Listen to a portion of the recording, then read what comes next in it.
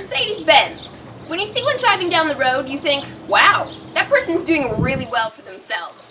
I bet they're on their way to some swanky party right now. I could never afford a Mercedes. So for your next car, you'll look for something reasonable, efficient, boring. But perhaps the Mercedes of your dreams isn't as far off as you'd think.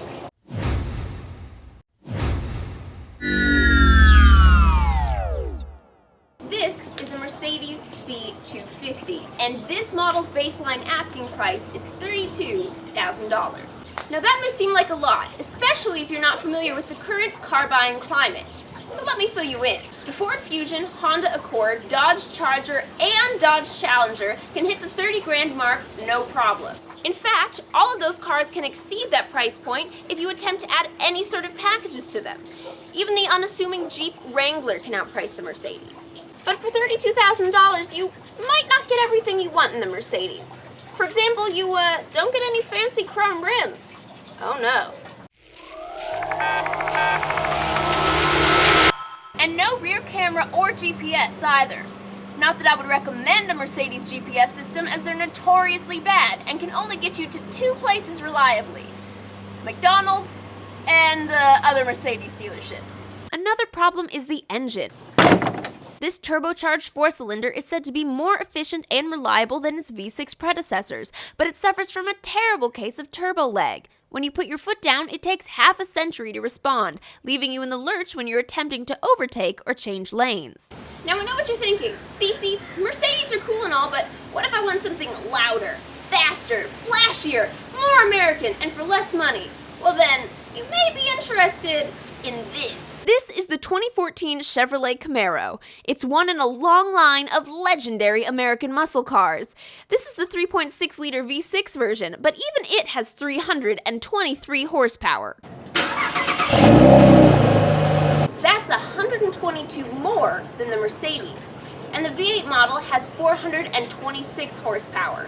That is more than a Porsche Cayman. And how much do you have to pay for 323 horsepower and magnificent good looks? Well, the base model starts at just $23,000. And in this version, the Camaro 2LT for $29,000, Chevy pulls out all the stops. You get upgraded headlights and taillights and a wonderful little spoiler. Inside, it gets even better.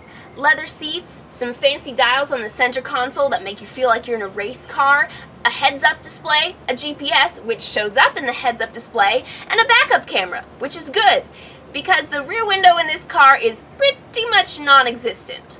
And if I'm honest, it feels a little like they ran out of ideas for what to put in these dials here.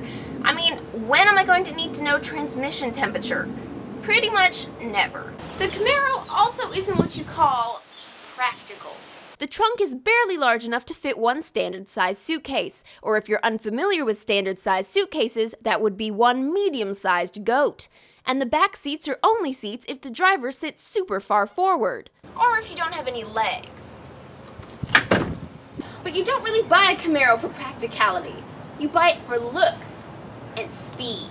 Now, if this was Top Gear, you'd expect me to call on the talents of a tamed racing driver in a white suit to drive both cars very quickly around a track. But unfortunately, this isn't Top Gear. And I don't have a tamed racing driver. Or a track.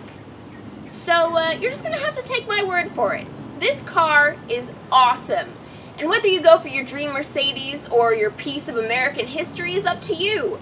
But I know which one I picked. You really want me to do my Jeremy Clarkson impression? I'm Jeremy Clarkson!